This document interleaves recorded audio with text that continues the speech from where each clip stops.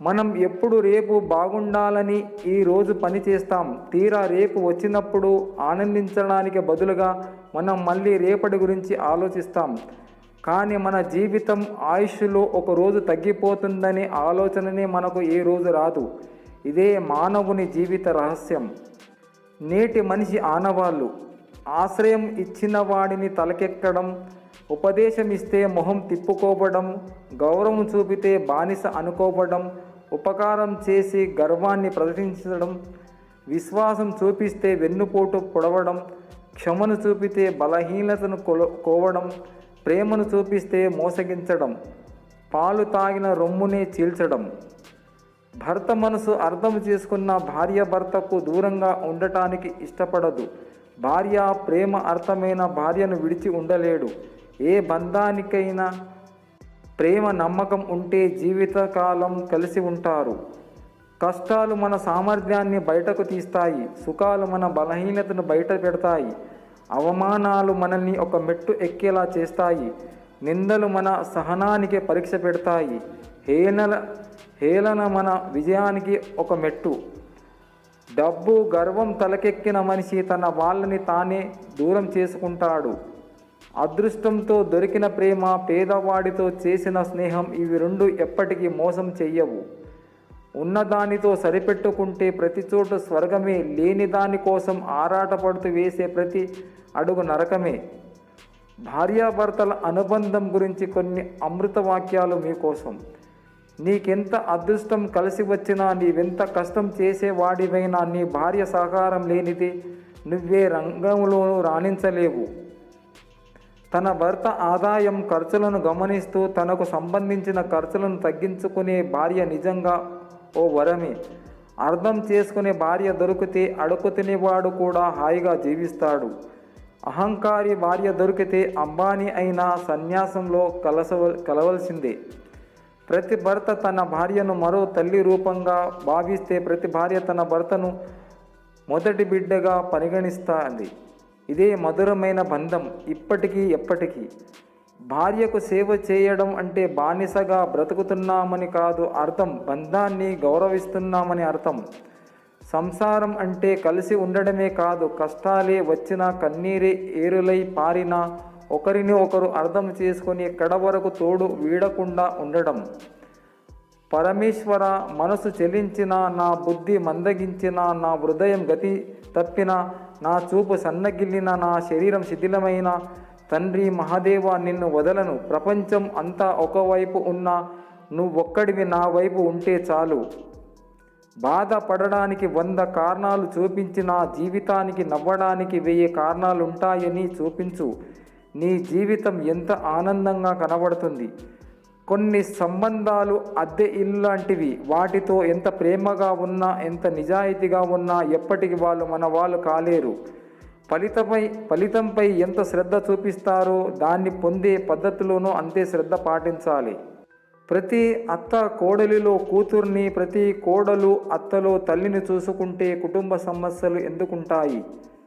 ఎన్ని కష్టాలు వచ్చినా ధర్మం వైపు నిలబడి బ్రతకమని రాముడు చెబితే, ఏం చేసైనా సరే ధర్మాన్ని ఎలా నిలబెట్టాలో కృష్ణుడు చెప్పాడు. చల్లని నీటి రుచి తెలియాలంటే విపరీతమైన దాహం వేయవలసిందే. గెలుపు గొప్పతనం తెలియాలంటే ఓటముల దెబ్బలు తగలాల్సిందే. సుఖం అనే అనుభవం తెలియాలంటే కష్టాలను భరించవలసిందే. నీలో దమ్ము ఎంతో, అసలు నిజమైన నీ వారు ఎవరో తెలియాలంటే సమస్యల చుట్టూ ముట్టవలసిందే. ఆలోచించుకో, అంతా నీ మంచికే. బండలు మొయ్యగలిగే కండబలం ఉన్నవాడి కంటే బాధ్యతలు మొయ్యగలిగే గుండె బలం ఉన్నవాడు నిజమైన బలవంతుడు. భార్యాభర్తల అంతరంగ తరంగాలు. భర్త కడుపు నింపాలని భార్య, భార్య కడుపు పండాలని భర్త, భర్త సంపాదన పెరగాలని భార్య, భార్య పొదుపు నెరవాలని భర్త, భర్త తనని బానిసగా తలవరాదని భార్య, భార్య తన బాసటగా నిలవాలని భర్త, భర్త తన పుట్టింటి వారిని గౌరవించాలని భార్య, భార్య తన వారిని ఆదరించాలని భర్త, భర్త తన కొంగు పట్టుకుని తిరగాలని భార్య, భార్య తనకు ఎదురు తిరగకూడదని భర్త, భర్త కోరిక తనలోనే ఆగాలని భార్య, భార్య అందం కట్టులో దాగాలని భర్త, భర్త వ్యసనపరుడై బాధ పెట్టకూడదని భార్య, భార్య షాపింగ్ వ్యసనం వదులుకోవాలని భర్త, భర్త తన విశ్రాంతి గురించి ఆలోచించాలని భార్య, భార్య తన కష్టాన్ని గుర్తించాలని భర్త, భర్త పరుల ముందు తనని కించపరచకూడదని భార్య, భార్య ఇంటి గుట్టు కాపాడాలని భర్త, భర్త ఆయుష్మంతుడు కావాలని భార్య, భార్య ఆరోగ్యవతిగా ఉండాలని భర్త. అర్థం చేసుకోండి, ఆచరించండి, ఆనందంగా అన్యోన్యంగా ఆదర్శవంతంగా జీవించండి. నిర్ణయం తీసుకున్నాక దారి ఎలా ఉన్నా గమ్యం చేరవలసిందే. సంతోషం అనేది 10,000 ఖర్చు పెట్టి 10 ఊర్లు తిరిగితే రాదు. మన అనుకునే వారితో 10 నిమిషాలైనా మనసు విప్పి మాట్లాడితే నిజమైన సంతోషం దొరుకుతుంది. ఆడపిల్ల జీవితం. అందంగా ఉంటే అనుమానిస్తారు, అందంగా లేకపోతే అసహిస్తారు, మౌనంగా ఉంటే మొంగితో పోలుస్తారు, చదువుకుంటే చదివెందుకు అంటారు, చదువుకోకపోతే మొద్దు అంటారు, నవ్వితే సమయం సందర్భం లేదా అంటారు, ఏడిస్తే ఏడుపు ముఖం పెట్టారు అంటారు, ఇంట్లోనే ఉంటే బానిసలా చూస్తారు, బయట తిరిగితే తిరుగుబోతూ అంటారు, కట్నం తెస్తే అదనపు కట్నంకై వేధిస్తారు, కట్నం తీసుకురాకపోతే పని మనిషిలా చూస్తారు. సోషల్ మీడియాలో మాత్రం ఆడపిల్ల దేవత, వారి ఇంట్లో పుడితే బాధపడతారు. ఒంటరిగా నడవడానికి అలవాటు పడు, ఎందుకంటే నీతో ప్రయాణం ప్రారంభించిన వారందరూ నీతో పాటు చివరిదాకా నడవలేకపోవచ్చు. స్వేచ్ఛగా బతుకు, కానీ స్వేచ్ఛని నీకిచ్చిన నీ తల్లిదండ్రులను ఏడ్చేలా చెయ్యకు. ప్రశ్నించడం నీ హక్కు, అలా అని తల్లిదండ్రులనే ఎదిరించకు. జీవితం కోసం పోరాడేవాడు శ్రమికుడు, ఇతరుల కోసం పోరాడేవాడు సైనికుడు. ప్రేమించడానికి మనస్సు కావాలి, ప్రేమించిన వాళ్ళని దక్కించుకోవడానికి ధైర్యం కావాలి. కానీ ఆ రెండు ఉన్న మనిషి దొరకాలంటే అదృష్టం ఉండాలి. జీవితంలో గెలుపు ఓటమిలు ఉండవు. చెడు అనుభవాలు పాఠాలు నేర్పితే మంచి అనుభవాలు మధురానుభూతులను పంచుతుంది. జీవించినంతకాలం ఉన్నదానితో తృప్తిగా జీవించు, ఉన్నంతలో మన శాంతిగా జీవించు. ఈ భూమి మీద ఎవరు శాశ్వతంగా ఉండలేదు కదా. ప్రేమ ఒక్కటే శాశ్వతం. మానవత్వంలో అందరితో ప్రేమగా ప్రేమిస్తూ జీవించు. హృదయం ఎన్నిసార్లు గాయపడినా మనసుకి నచ్చిన వారిని మరిచిపోదు. కారణం హృదయానికి నటించడం తెలియదు. గొప్పవారి యొక్క గొప్పతనం వారు చిన్నవారితో ప్రవర్తించే తీరును బట్టి తెలుస్తుంది. మంచికి ఉన్న స్వేచ్ఛ చెడుకు లేదు, చెడుకు ఉన్న ఆకర్షణ మంచికి లేదు. ఒక లక్ష్యాన్ని ఏర్పరచుకోండి, దాన్నే మీ జీవిత లక్ష్యం చేసుకోండి, దాన్నే ధ్యానించండి, దాన్నే కలగనండి, దాన్నే శ్వాసించండి. ఇదే విజయానికి మార్గం. పొరుగు వ్యక్తికి దొరికింది కదా అని తోటి వ్యక్తి ఈర్ష్య చెందని ఏకైక విషయం మరణం. సులువుగా దొరికింది అని నిర్లక్ష్యంగా ఉండకు, అంతకన్నా తేలికగా చేదారిపోగలదు. పొందడం కన్నా నిలబెట్టుకోవడం కష్టం. అహంకారం పెరిగే కొద్దీ పతనం ప్రారంభమవుతుంది. అధికారం హోదా చూసి వచ్చే నమస్తేలు, జిందాబాదులు, పొగడ్తలు శాశ్వతం అనుకుంటే పొరపాటే. చేతులు కాలాక ఆకులు పట్టుకున్న ఎలాంటి ఫలితం ఉండదు. మంచితనమే శాశ్వతం. భవిష్యత్తు గురించి ఎక్కువ ఆలోచించేవాడికి భయం ఉంటుంది. గతం గురించి ఎక్కువ ఆలోచించేవాడికి బాధ ఉంటుంది. వర్తమానంలో జీవించేవాడికి ఆనందం ఉంటుంది. బంధం అంటే మాట్లాడితే సంతోషం, కోప్పడితే భయం కలగాలి, కష్టం చెప్తే రిలాక్స్ అవ్వాలి, తప్పు చేస్తుంటే సరిచెయ్యాలి. ఒక చిన్న అబద్ధం అనుబంధాలను తెంచుతుంది. అపార్థం కొంచెమైనా మంచి స్నేహాన్ని కులతొస్తుంది. చిన్న రంధ్రం పెద్ద ఓడను ముంచేస్తుంది. కారణం చిన్నది, ఫలితం జీవితకాలం. రోడ్డు మీద రాయిలా ఉండకు, ఎవడో ఒకడు తన్నేస్తాడు. ఊరి చివర కొండలా ఉండు, తాకడానికి కూడా ఆలోచిస్తాడు. నీ విలువైన సమయాన్ని నీతో టైం పాస్ చేసేవారితో కాదు, మీరంటే ఇష్టమైన వాళ్ళతో టైం స్పెండ్ చేయండి.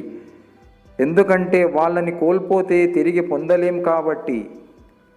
దేవుడు వరాలను ఇవ్వడు, శాపాలను కూడా ఇవ్వడు, అవకాశాలను మాత్రమే ఇస్తాడు. వాటిని వరాలుగా మార్చుకోవడం, శాపాలుగా మార్చుకోవడం మన చేతుల్లోనే ఉంది. నువ్వు వెళ్ళే దారి నిజాయితీగా ఉంటే నారు పోసిన భగవంతుడే నీరు పోసి నీ జీవితాన్ని పూలబాటగా మారుస్తాడు. విలువలేని మనుషుల దగ్గర ఒక్కరోజు ఉండే బదులు విలువ ఇచ్చే వాళ్ళ దగ్గర ఒక్క నిమిషం ఉన్నా చాలు. కాలం చేసే ప్రతి గాయాన్ని నువ్వు భరిస్తూనే ఉండాలి, నీకు కాలం చెల్లేదాకా మిత్రమా. తన లోపల ముత్యాలు రత్నాలు ఉన్నాయని సముద్రం ఎవరికి చెప్పదు. సమయం వచ్చినప్పుడు అలల రూపములో అవే ఒడ్డుకు చేరుతాయి. అలానే మీరు మంచోళ్ళు గొప్పోళ్ళు అని ఎవరికి నిరూపించుకోవాల్సిన అవసరం లేదు. సందర్భాన్ని బట్టి అదే బయటకు పడుతుంది. మన వాళ్ళతో ఉండేటప్పుడు సమయం ఎలా గడుస్తుందో తెలియదు. సమయం గడుస్తున్న కొద్దీ మన వాళ్ళెవరో తెలియనే తెలుస్తుంది. అమ్మాయికి అందం కంటే అర్థం చేసుకునే మనసు ఉండాలి. అబ్బాయికి ఆవేశము కంటే ఓపిక ఎక్కువగా ఉండాలి. అప్పుడు ఆ జీవితం బాగుంటుంది. ఎవరు నీవారు ఎవరు పరాయి వారు అన్న విషయాన్ని నీకు వచ్చిన కష్టం నీకు తెలుపుతుంది. రత్నాలను అమ్మి బంగారం కొనగలము, బంగారం అమ్మి వెండిని కొనగలం, కానీ ఏమి అమ్మినా కూడా బంధాలను కొనలేము. ఉన్నదానితో సరిపెట్టుకుంటే ప్రతి చోటు స్వర్గమే కనబడుతుంది. లేని దానికోసం ఆరాటపడుతూ వేసే ప్రతి అడుగు నరకమే అవుతుంది మిత్రమా. తక్కువ కాలంలో ఎక్కువ సంతోషాన్ని ఇచ్చే ఏ బంధం కూడా ఎక్కువ కాలం ఉండదు. గుర్తుపెట్టుకో మిత్రమా. జ్ఞానముతో చెప్పేవాడి మాట వినకపోయినా పర్వాలేదు, కానీ అనుభవంతో చెప్పేవాడి మాట ఖచ్చితంగా వినాలి. మన వ్యక్తిత్వాన్ని సమాధి చేసుకొని మరి బంధాన్ని నిలుపుకోవలసిన అవసరం లేదు. మన వ్యక్తిత్వం నచ్చిన వారు మనతో ఉంటారు, నచ్చని వారు దూరంగా ఉంటారు. తెగిపోయిన చెప్పులకు కూడా మన ఇంట్లో ఎక్కడో ఒక మూల స్థానం ఉంటుంది, కానీ శవానికి మన ఇంట్లో కొన్ని గంటలకు మించి స్థానం ఉండదు. శరీరంపై వ్యామోహం వద్దు. మనం చనిపోయిన తర్వాత మన మంచితనాన్ని తలుచుకునేలా మంచిగా బతుకుదాం. సోమరితనాన్ని మించిన సన్నిహిత శత్రువు మరొకటి లేదు. మోసం అనేది కంట్లో పడిన నలుసులాంటిది, కాస్త తల్లడిల్లినా తేరుకోగలం. ద్రోహం అనేది గుండెలో దింపిన బాణం లాంటిది, ప్రాణాలే పోవచ్చు.